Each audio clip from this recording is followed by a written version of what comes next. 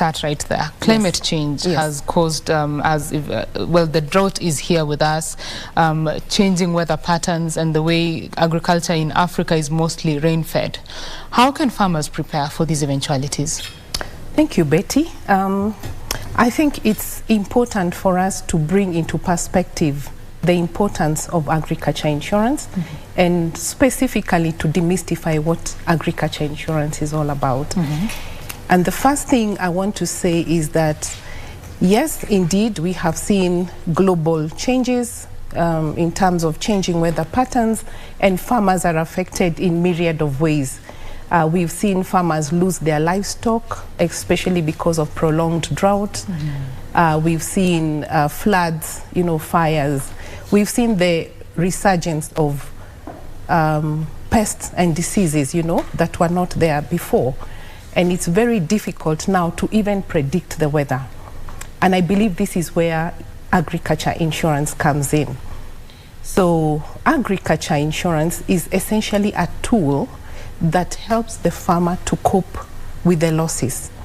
So insurance does not completely eliminate the risk, but it helps the farmer to cope in the event that they experience these adverse changes that we've talked about. Yes. For the industry, of course, agriculture insurance is a bit different from the other insurance classes because of the high risk of agriculture, as it were. Farmers are there waiting for the rain does not come, or there's a flood, crops go, the people lost livestock last year. How does the industry tailor this particular product for the market? Okay, thank you, Betty. Indeed, what you said is true. Agriculture insurance is very specific.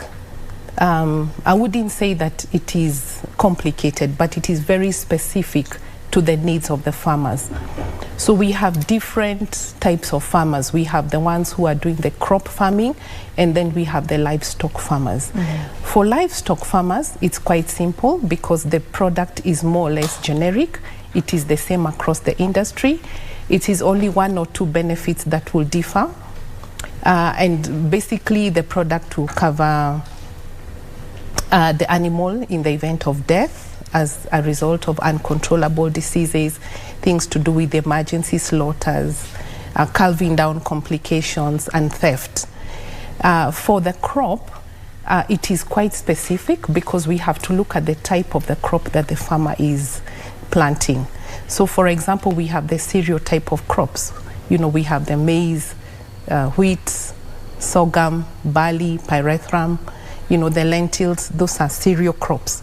So the insurance company will design a product that is specific to cereal crops. And then we have the plantation type of crops, where we have tea, we have coffee, we have sugarcane. That would be a specific type of a product that covers that. We also have other types of crops, such as horticulture. Here is where we look at vegetables and greenhouse farming. And then we also have floriculture, for example. We cover also the flower farms. So depending on the type of the crop, the insurance is able to design a product that is specific to that particular crop. Yes. So for farmers who are watching this, how can they, especially maybe for the smallholder farmers, most of, over 70% of Kenya's agriculture is done by smallholder farmers. How can they access these products, and more importantly, are they tailored to their needs, their specific, say, personal needs? Yes. First of all, I would like to say that in the industry we have about 10 insurance companies now who are offering agriculture insurance, CIC included. The government is also quite focused in terms of making insurance accessible, especially to the smallholder farmers and the pastoralist farmers. Insurance is accessible and it is affordable, I may add that. And all a customer needs to do, all a farmer needs to do, is to reach out to CIC or any other insurance company for that matter, and they will get more information regarding the specific product that they have and how an insurance product can be tailor-made towards that.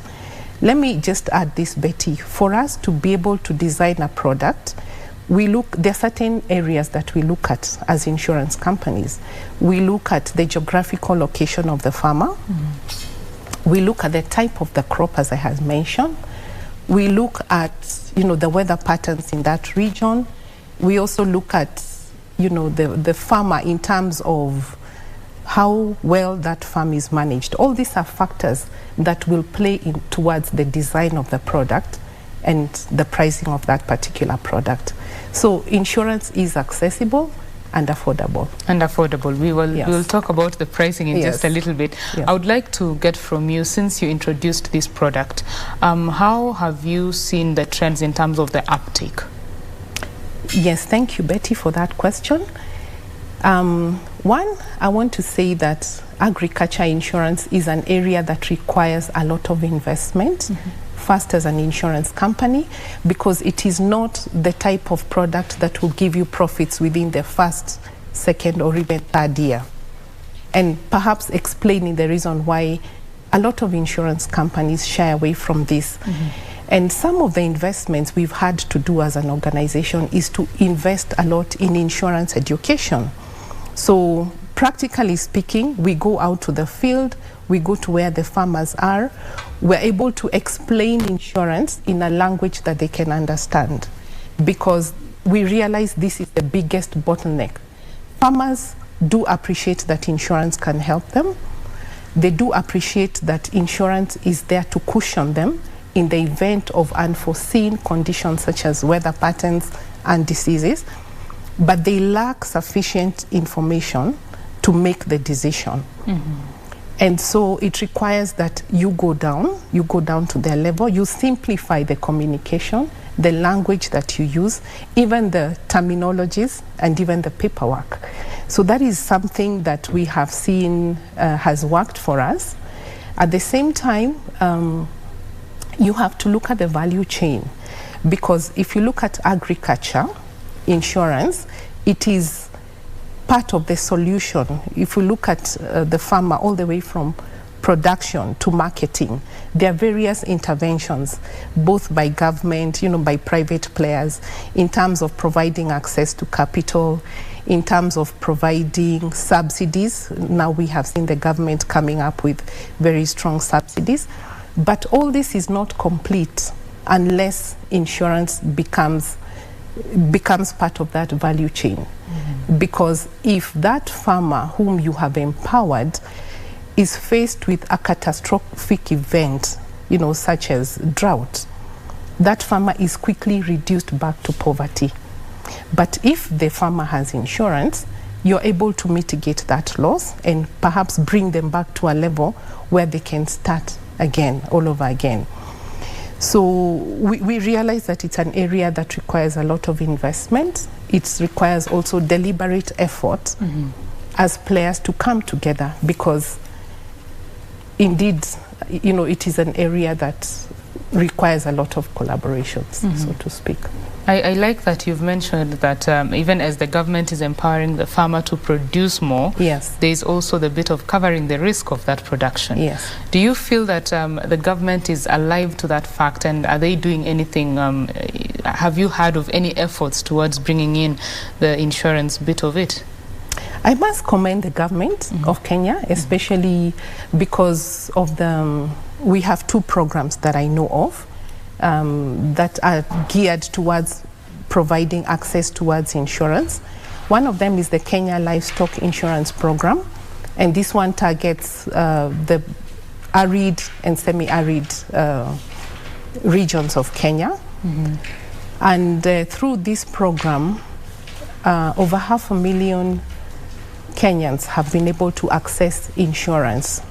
And all a farmer needs to do is to register with the sub-county office, with the Ministry of Agriculture, and they're able to be enrolled on the program. For the last 5 years, this program has been on full subsidy, meaning the farmer does not have to pay for the insurance. But the ideal situation would be where the farmers now begin to appreciate and begin to make an investment towards it so that it is sustainable in the long run. The other program I know of is the Kenya Insurance Agriculture Program. This one covers the crops, and specifically there's maize, and there's potatoes, and there are the green grams. You know, those are the 3 value chains that are currently being covered. Of course, it would be good to have more value chains being included in that particular program, and perhaps even seeing the government involve the private insurance companies in a bigger way, so that, you know, the risk is spread, and that, you know, everyone, a lot more farmers can be able to access insurance. Very important pointers there. Yes. Let's talk about the pricing bit. You said that insurance is affordable. Yes. Explain to a farmer who is watching what implication this would have. Okay, I can, thank you, Betty. I can maybe give an example. A dairy farmer in Kenya has a cow worth 100,000 shillings. The rates ideally would be between 3.5% and 4% of the value of the animal. And so at a rate of 4%, that is 4,000 shillings per year. That is per annum. So I believe that if a farmer has made an investment, perhaps maybe taken out a loan to buy a cow worth 100,000 shillings, you can set aside 4,000 shillings per year to cover that cow. For the crop, it would be slightly different. The rate would range from 5% going upwards. If I was to use the example of coffee, for every kilogram of coffee beans, you can set aside 3 shillings towards the purchase of insurance. Right. So I do believe insurance is affordable. What I believe is lacking is awareness in terms of access to this particular type of covers. Lack of awareness. Yes. Well, thank you very much, Eve, for giving us your thoughts on agriculture insurance.